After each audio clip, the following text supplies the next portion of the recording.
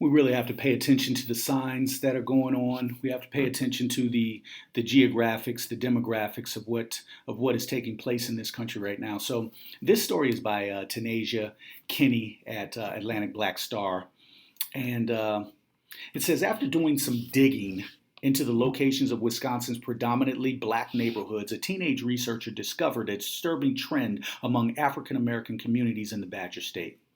Lou Blank, 17, was tinkering with the Weldon Cooper Central's racial dot map when he realized that over half of the state's black neighborhoods were actually jails or prisons. The remaining black communities in the state were either Section B, Section A housing, homeless shelters, or apartment complexes. According to Blank's research, there are approximately 56 black neighborhoods in Wisconsin. 31 of them are jails. The young researcher posted his startling findings on the Young Gifted and Black Coalition's official blog.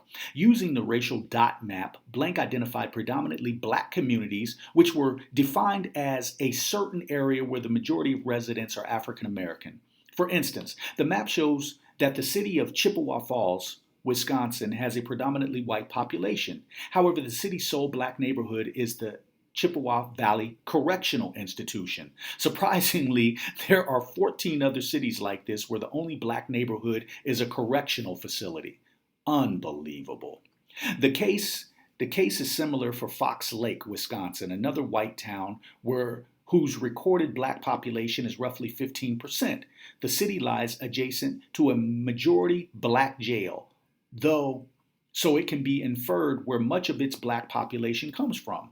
Madison, Wisconsin is also an important town to note, as it is one of the most racially disparate cities in the country, according to Banks research. The majority of the city's black neighborhoods are located in Section 8 housing and apartment complexes. There are also 2 homeless shelters and a large correctional facility.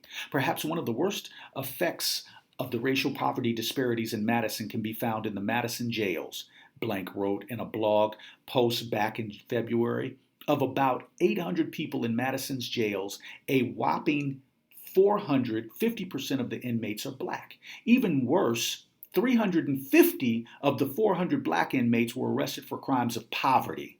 It's called a crime of poverty because it means that almost 90% of Madison's black inmates are in jail for a small crime like public urination, and they're still in prison simply because with Madison's poverty disparity, the bail is one that they just can't pay off, he continued.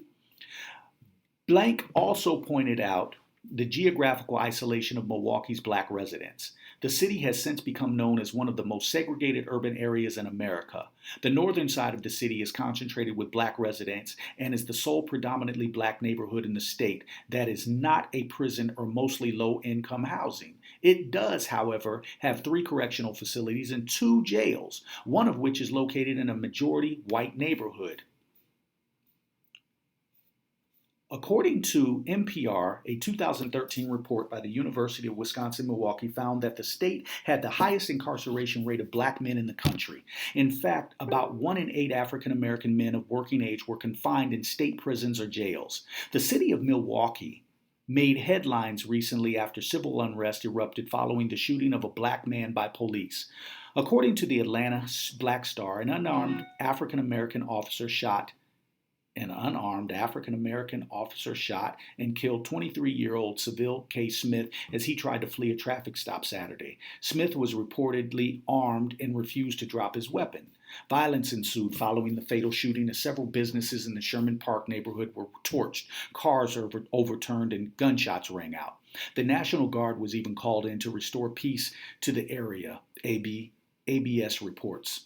The violence continued for another night as protesters threw rocks and bottles at police and another person was shot. But the violence and boiling tensions between black communities and police officers didn't come as a surprise to some. Residents in the area had long fought for police reforms, especially after an officer shot and killed Dontre Hamilton, a mentally ill black man, back in 2014. The city's racial violence was years in the making, according to Milwaukee's black residents.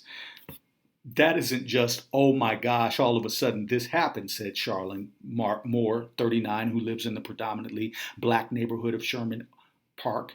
It's a series of things that has happened over a period of time. And right now, You shake a soda bottle and you open it, the top, and it explodes. And that is what it is.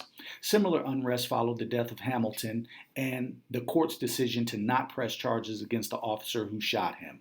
According to the New York Times, other factors like modern day school segregation, imbalances in mortgage lending, and discriminatory housing barriers have also contributed to the city's rising racial tensions.